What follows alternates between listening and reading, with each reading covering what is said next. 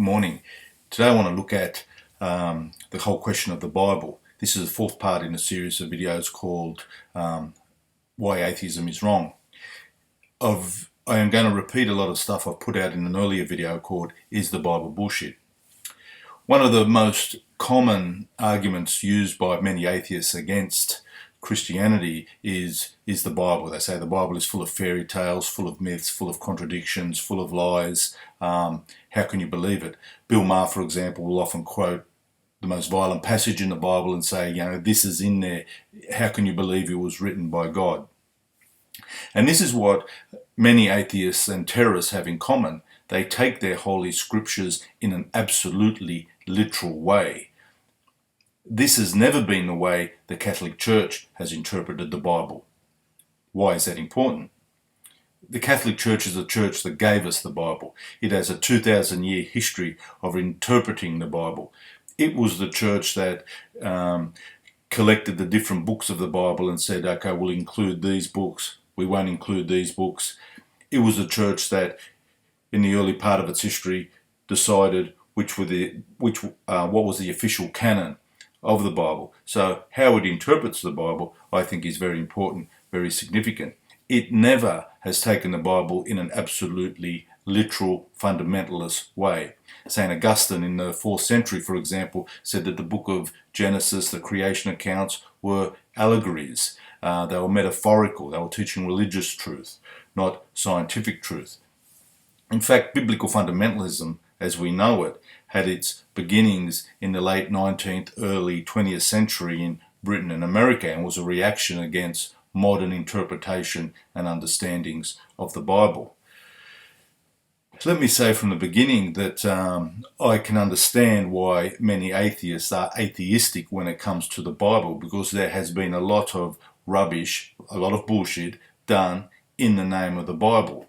You've got Jehovah's Witnesses, for example, who will not give their child a life-saving blood transfusion because of certain random quotes in the Bible. You've got creationists who say that the earth is only 10,000 years old because of their understanding of the Bible. You've got the Westboro Baptist Church who justify their hatred of gays and everybody else from the Bible. You've got televangelists who are saying that Jesus will make you rich and famous if you donate a certain amount of money. You've got literally 30,000 different Christian denominations all saying that they have the correct interpretation of the Bible. And yes, the Bible was used to justify slavery, the oppression of women, the mistreatment of the earth, the marginalization of gay people. I get all that. I understand all that. But there is another side to the Bible. This is I believe all these things are a misunderstanding, a misuse of the Bible. So how does the Catholic Church understand the Bible? Firstly, it doesn't see the Bible as falling from heaven. It doesn't see the Bible as whispered into somebody's ear by an angel. It sees the Bible as a collection of many different books written by many different authors over hundreds of years.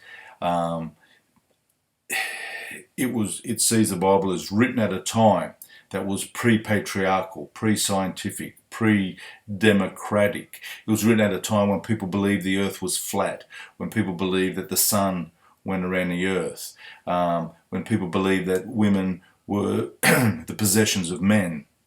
It was written at a time when tribal warfare was common, and you took other people as slaves and as booty in that warfare. In other words, all these things need to be taken into account when interpreting the Bible. You can't just take the Bible out of the historical and social context in which it was written.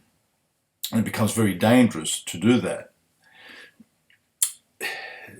The church believes the Bible is written in many different literary genres. Some of it's poetry, some of it's prayers, some of it's wise sayings, some of it's mythology, some of it's legend, some of it is history. None of it is science.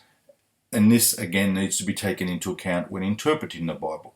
For example, the book of Genesis. I've been teaching religion for 26 years in a Catholic school. I have never taught that this book is teaching science. I say it's a religious book teaching religious truth. It is not a scientific book teaching scientific facts. It's not meant to be taken as a scientific book.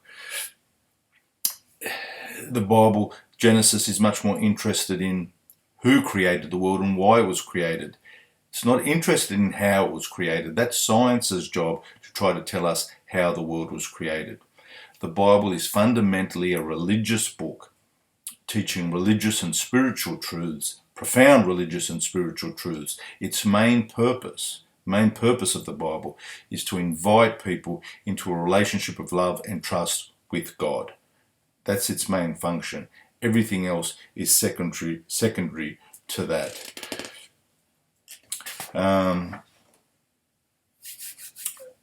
One way of looking at it is the Bible is made up of three strands: the author, the cultural and historical context of the author, and divine inspiration.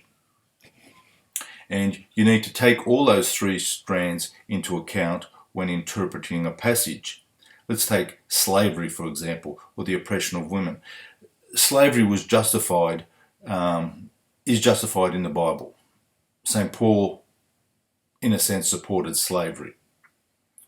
Slavery was supported in the society of his time. It was just taken for granted that slaves were part of the economic system of the day. But is it divine inspiration? Is slavery really what God wants? Well, all Christian churches that I know of would say, no, it's not. If you took the Bible absolutely literally, you'd have to support slavery. Christian churches don't, because they say, well, no, it may be what the author thinks, it may be what society at the time of the author thinks, but no, this is not divine inspiration. So you have to take these three strands into account when interpreting the Bible. Problems occur when you take all three strands as God's word, as literal. What about the violent passages in the Bible? Well, the Bible is an account of a growth in human consciousness. It's an account of the growing understanding people have of God. So you see the Bible, it's simplistically divided into Old Testament, New Testament. It's not that simple, but you see a growth in the understanding of God from a mature, primitive understanding to a much more mature and enlightened understanding. So the violent passages in the Bible are more a reflection of the immature, primitive understanding of God. And the Bible is an account of how the human understanding of God has changed and evolved in history. It is not a book of book of summary points. It's not a book of conclusions. It outlines the process. It outlines the growth. It outlines the 3 steps forward and the 2 steps backwards. And problems occur when people quote and want to take literally the 3 steps backwards. Jesus, for example, he summarizes the main teachings of the Bible into love of God and love of neighbor. So if the question arises, well, how do you know which passages are divine inspiration and which are not? Jesus gives us the interpretive key. He says the interpretive key is love. Is this passage encouraging you to love? Is it encouraging justice? Is it encouraging human dignity? If it is, it's from God. If it's not from God. And you see this Jesus doing this himself. When the woman who was caught committing adultery is brought before him, they say to him, our holy scriptures, our Torah says she should be stoned to death because she was caught committing adultery. Well, Jesus ignores that and tells them basically to get over it. He does not take the Bible literally. He's always accused of breaking the Sabbath laws, the Sabbath rules, which are found in their holy books. He says, man was made for the Sabbath, not Sabbath, he says the Sabbath was made for man, not man for the Sabbath.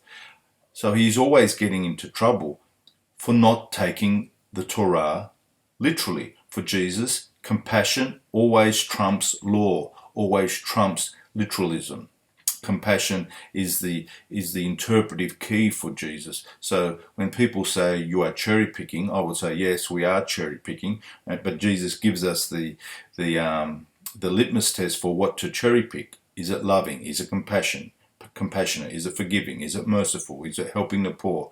Well, then it's from God. If it's not from God. So this is very important when you're understanding the Bible.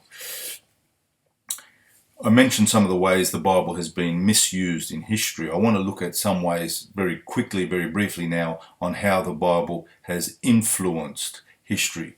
There's no doubt that the Bible is one of the founding pillars of Western civilization. It's influenced, it's had a hidden influence. It's like the salt in Western civilization. You can't see it, but its flavor is everywhere. Or it's like yeast in Western civilization. It's unseen, but it's that which has helped Western civilization to grow.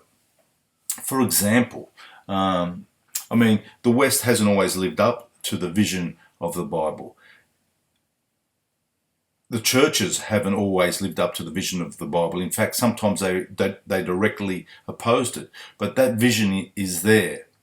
We haven't always lived up to it, but it haunts us.